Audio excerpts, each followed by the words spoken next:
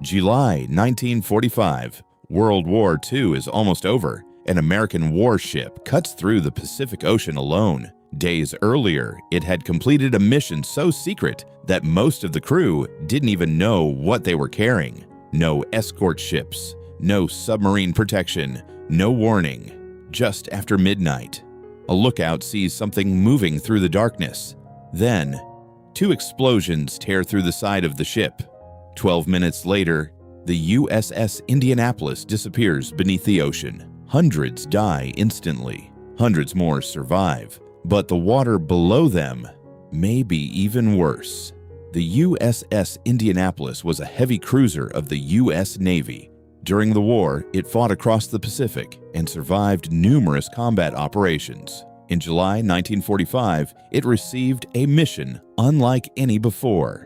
Absolute secrecy. Locked containers were loaded aboard. Armed guards watched over them. Even many officers did not know what was inside. The Indianapolis was transporting components for a weapon few people on Earth even knew existed: the atomic bomb.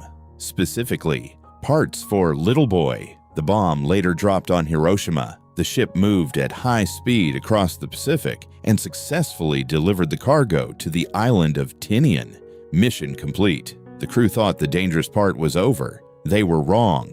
After delivering the cargo, the Indianapolis sailed toward the Philippines. Captain Charles B. McVay III commanded the ship. No escort destroyers accompanied them. The route had been considered relatively safe. Shortly after midnight, July 30th, Japanese submarine R-58 waited ahead. Its commander, Mochitsura Hashimoto saw the cruiser silhouetted against the night sky. He ordered torpedoes launched. Seconds later, impact. The first blast ripped through the bow. The second struck near fuel and ammunition storage. Lights instantly died. Communication systems failed. The ship began listing heavily. Sailors were thrown from bunks. Others were trapped below decks. Oil and fire spread through corridors. Captain McVay gave the order: abandon ship.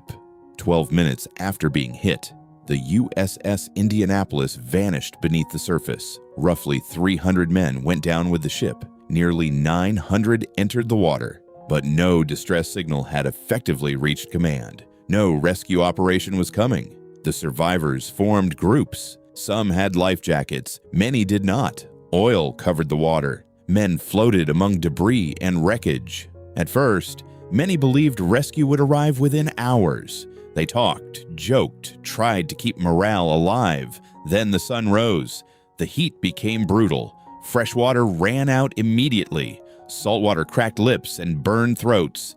And then men started noticing something below them. Fins. Sharks. The sharks did not attack all at once. At first they circled. Then suddenly, someone would disappear. A scream. Thrashing water. Then silence. Again. And again. But the sharks were not the only danger. Men began drinking seawater.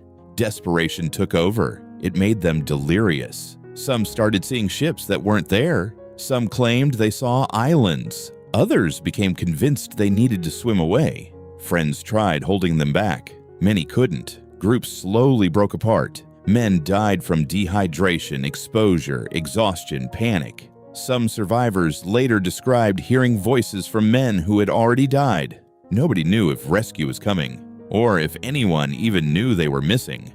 4 days after the sinking, a patrol aircraft flew overhead.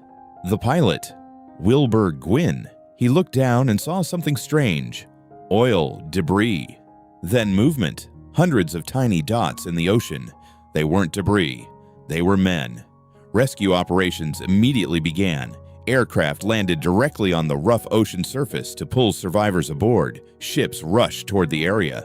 But for many, it was already too late. Nearly 900 men entered the water. 4 days later, only 316 were still alive. The tragedy wasn't over. Captain McVay survived, but the Navy needed someone to blame. He was court-martialed for the sinking. Years later, many survivors argued he had been unfairly treated. Even Commander Hashimoto, the man who had sunk the ship, testified in McVay's defense. Decades later, the U.S. government officially cleared McVay's name. But for many families, The damage had already been done.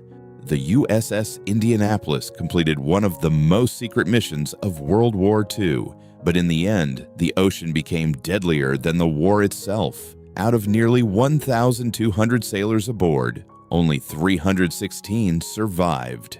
A tragedy that history should never forget. If you enjoyed this story, make sure to like the video, subscribe to the channel, and turn on notifications for more powerful true history stories.